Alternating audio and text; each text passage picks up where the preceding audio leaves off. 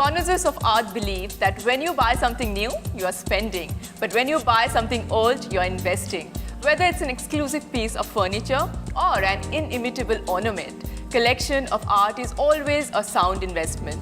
So if you're one of those who take pride in your art and artifacts, the Royal Treasures and Art Exhibition is just the place for you. Intricate chandeliers, European artifacts and breathtaking jewelry from renowned royal houses were featured in this luxurious and historic display.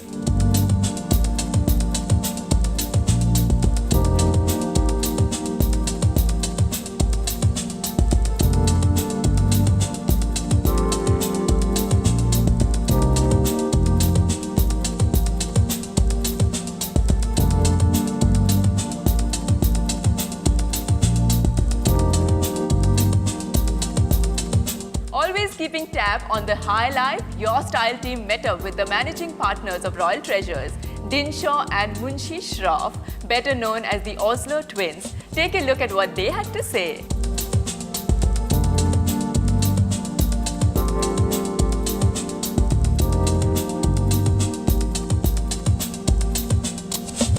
Well, my brother Munshi and I, we were very passionate about antiques because we grew up in a house full of antiques. My father was a great collector and also very knowledgeable. He passed it on to us. And 20 years back, the two of us decided that let's put it down to commerce and get into the business. So ever since, it's been 20 years that my brother and I have been doing this business with Ancestry. And here we've come to Dubai with two other friends.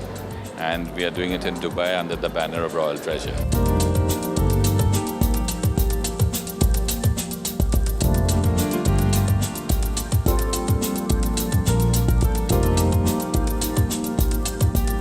What we're basically doing is crystal, as in chandelier. Chandelier is our main things we are selling here, but besides chandeliers is Oslo furniture. As you see, the sofas, coffee tables, fountains, center tables. As besides that, we are doing a few bronzes, marbles, basically European artifacts.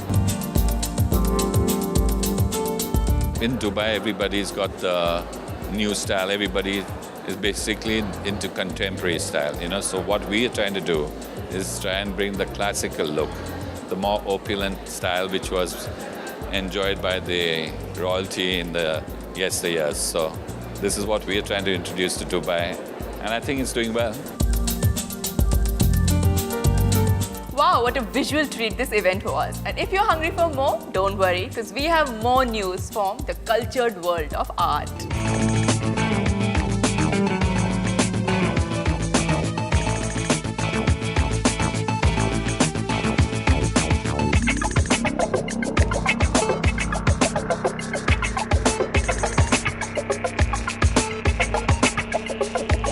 Art Lounge, a specially designed and exclusive art space, was recently launched at the Grand Hyatt, Dubai to showcase the best of European, Middle Eastern, Indian and Pakistani artwork.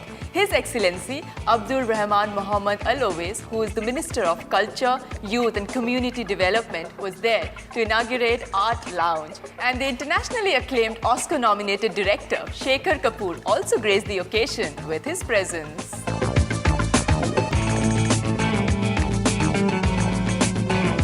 I think civilizations are defined by art. As we look back at history, how do we understand a civilization? Not by its conquests, by its art. This region can actually represent the culmination of East and West, and everything that is happening in the East is so strong and so expressive that it's almost what's happening in the East is almost overwhelming. And so it's a great showcase here for what the kind of art that is being done in the East. On the other hand, it's a great meeting place for East and West together, and this stands right in the center, right? So that's a great advantage.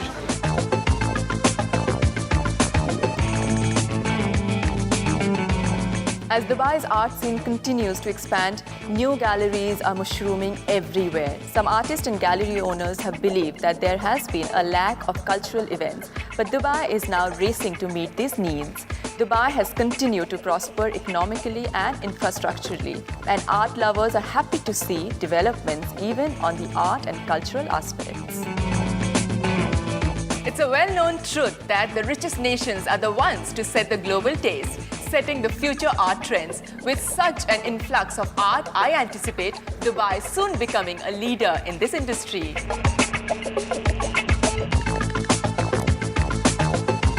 Now we go for a short break. Stay with us for some more fashion discussion on the other side. Coming up, I'm sure all fashion-struck divas would love to have another dose of the Dubai Fashion Week, after which we are taking you to the Pink Walkathon, which was held at Burjuman to increase awareness and funds for breast cancer. Hi, this is Dia Mirza. Keep watching the most stylish show on earth, High Life Dubai.